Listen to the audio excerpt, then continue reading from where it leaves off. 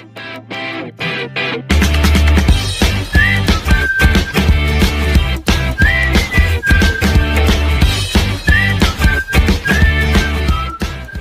Friends, welcome on our channel MB Academy।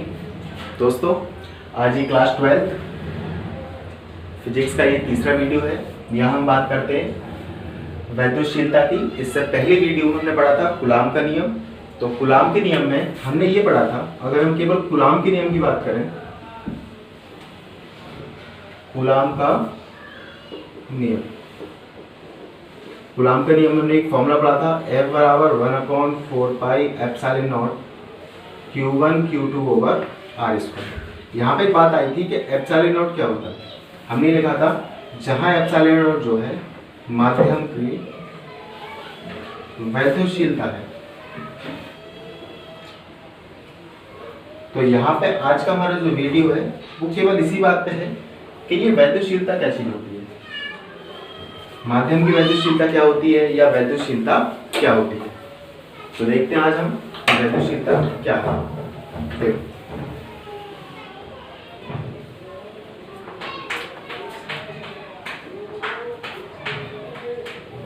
वैद्युतशीलता, वैद्युतशीलता क्या चीज होती है। देखो, एक चीज हमेशा एक बात ध्यान रखो कि कभी भी अगर हम कोई नेचर में परिवर्तन करते हैं, प्रकृति में यदि कोई परिवर्तन होगा तो प्रकृति हमेशा उस चीज का क्या करती है, विरोध करती है। तो विरोध कोई भी चीज हो, एक्स वाई जेड, ये तो नेचुरल सी बात है कि यदि हम प्रकृति में परिवर्तन करेंगे तो प्रकृति भी उस चीज का क्या करेगी, विरोध करेगी। अक्सर देखा जाता है। तो यहाँ पे जैसे कि हमने देखा था कि कोई चार्ज पार्टिकल हो, मान लिया हमारे पास एक पॉजिटिव चार्ज पार्टिकल है। अगर वो पॉजिटिव चार्ज पार्टिकल है तो उसके चारों तरफ क्या बनने लगेगा, इलेक्ट्रिक फील्ड बनेगा। जब वो इलेक्ट्रिक फील्ड बनेगा, यानी कि वहां पर जब इस समय मान लिया हमारे हाथ में एक पॉजिटिव चार्ज रखा हुआ है, जब उससे चारों तरफ से इलेक्ट्रिक फील्ड लाइंस निकलेंगी, वो क्या करेंगी, इलेक्ट्रिक फील्ड क्रिएट करेंगी। जब वो इलेक्ट्रिक फील्ड बनेगा तो वो नेचर में क्या करेगा, कुछ परिवर्तन करेगा। तो वही नेचर में परिवर्तन होगा तो नेचर उसका क्या करेगा, विरोध करेगा। अर्थात वहां पे जो उस वैद्युत क्षेत्र के विरोध की जो माप होती है, अर्थात जो इलेक्ट्रिक फील्ड की जो विरोध होता है उसकी जो माप होती है कि कितना किस जगह पर वैद्युत क्षेत्र विरोध कर रहा है। जैसे मान लिया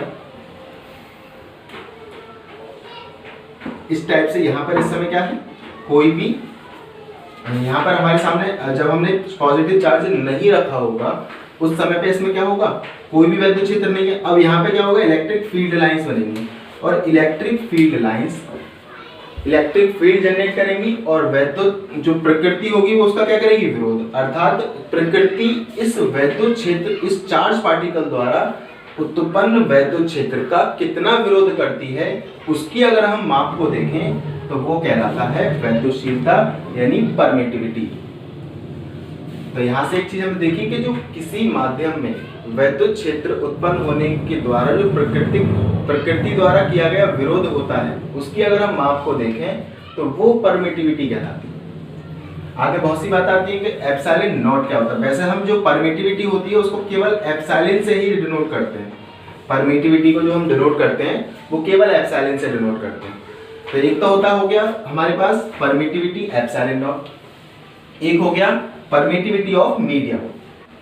कूलाम्स लॉ में वो हमने बात करी थी एप्सिलॉन नॉट। एप्सिलॉन नॉट क्या होता है, इसको हम बोलते हैं परमिटिविटी ऑफ मीडियम यानी माध्यम की वैद्युतशीलता। तो ये माध्यम की वैद्युतशीलता और permittivity of vacuum. Permittivity of vacuum क्या होता है, अगर हम वैक्यूम की बात करें तो मीडियम बहुत सारे अलग अलग होते हैं, सारे मीडियम्स अलग अलग हैं। एक मीडियम हमारे पास है, मीडियम तो होता ही नहीं है कोई भी, वैक्यूम में तो कुछ मीडियम ही नहीं है। तो अगर हम केवल वैक्यूम की परमिटिविटी देखें तो वैक्यूम की परमिटिविटी एप्सिलॉन नॉट से डिनोट की जाती है किसी भी माध्यम की, और कोई भी माध्यम अगर होगा तो उसकी परमिटिविटी एप्सिलॉन से डिनोट की जाती है, और अगर कोई वैक्यूम होगा तो उसके लिए हम एप्सिलॉन नॉट से डिनोट करते हैं। देखो आगे हम बात करते हैं एप्सिलॉन नॉट की, क्योंकि हमारे जो काम आता है वो आगे एप्सिलॉन नॉट आता है। तो हम सबसे पहले बात करेंगे एप्सिलॉन नॉट का मान। एप्सिलॉन नॉट का मान क्या चाहिए होती है, इसकी वैल्यू क्या होती है, वैल्यू ऑफ एप्सिलॉन नॉट यानी value of permittivity of medium. देखो क्या होगा, एप्सिलॉन नॉट का मान, एप्सिलॉन नॉट का मान देखो कितना हो जाएगा, इसकी वैल्यू आपको याद रखनी होगी। एप्सिलॉन नॉट पे देखो हमने एक स्पेशल वीडियो बनाया है कि ताकि इसमें हम केवल इन्हीं दो तीन चीजों को ले सकें। एप्सिलॉन नॉट अपने आप में बहुत अच्छा टॉपिक है, क्योंकि इससे रिलेटेड ऑब्जेक्टिव आपसे पूछा जा सकता है, क्वेश्चन पूछा जा सकता है, और बड़े बड़े कंपटीशन में भी इससे रिलेटेड क्वेश्चन पूछा जा सकता है। तो इसको बहुत अच्छे से समझो। एप्सिलॉन नॉट का मान कितना होगा, 8.85 गुणा 10 की घात -12। ये क्या होगी इसकी वैल्यू। अगर हम इसकी मात्रक की बात करें एप्सिलॉन नॉट की, तो आप देखो तो इसका मात्रक क्या निकलेगा। इसके मात्रक के लिए देखो हम किसका प्रयोग करेंगे, कूलम्ब्स लॉ का। अगर इसकी हम मात्रक की बात करें, यूनिट क्या बनेगी इसकी, तो इसका यूनिट अगर हम निकालें तो आपके पास देखो, आपको कूलम्ब्स लॉ हमने पिछले वीडियो में पढ़ाया था आपको, 1/4 pi epsilon not Q1 Q2 over r²। अगर हम यहाँ से एप्सिलॉन नॉट को निकालना चाहते हैं तो एप्सिलॉन नॉट को अगर ऊपर ले जाएं तो f नीचे आ जाएगा, यानी एप्सिलॉन नॉट बराबर आ जाएगा 1/4 पाई f Q1 Q2 over r²। तो यहाँ से देखो इसकी मात्रक निकाल लो, यानी इसका यूनिट क्या बनेगा, तो यूनिट निकालो।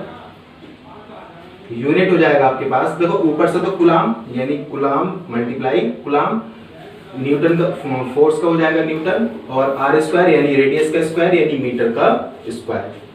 तो आपके पास फाइनली इसका आ गया coulomb square newton metre square. ये क्या हो गया आपके पास, परमिटिविटी का यूनिट। आपका उस पर यूनिट बहुत अच्छे से याद रखना है। तीसरी हम बात करते हैं इसमें एप्सिलॉन नॉट का विमीय सूत्र यानी dimensional formula of epsilon not. तो डायमेंशनल फॉर्मूला क्या हो जाएगा, डायमेंशनल फॉर्मूला इसका बहुत इंपॉर्टेंट है, काफी हद तक पूछा जाता है क्लास 12 में, ऑब्जेक्टिव में बहुत पूछा गया है और आगे भी पूछा जा सकता है आपसे, तो इसको अच्छे से याद रखेंगे। तो देखो आप इसको निकालो।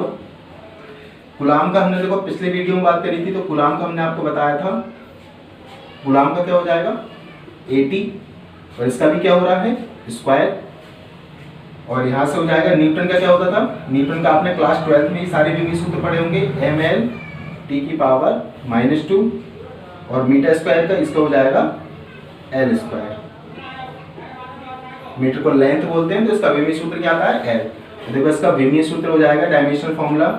देखो m हमारे पास टोटल कितने हैं, m हमारे पास केवल एक ही है, और वो ऊपर जाके कैसे हो जाएगा माइनस का। l कितने हमारे पास टोटल, l हमारे पास केवल 3, दो यहाँ पर है, एक यहाँ पर, यानी l⁻⁻3।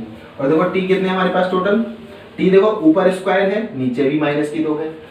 अगर ये -2 ऊपर जाएगी तो हो जाएगी t⁻⁴, 2 ऊपर और 2 नीचे, और a²।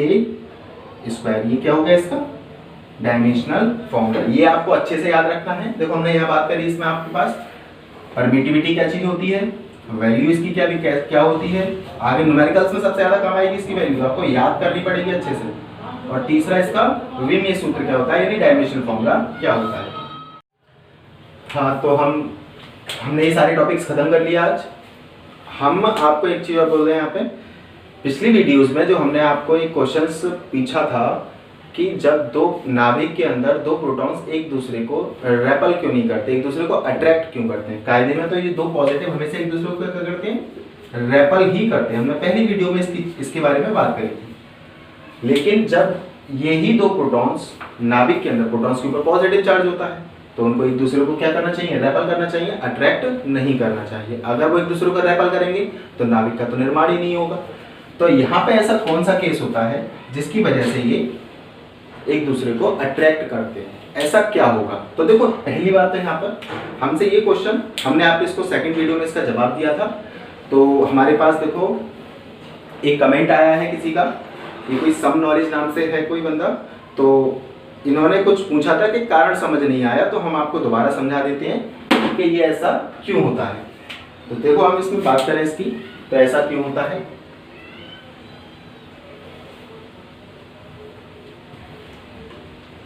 जल्दी कर ली।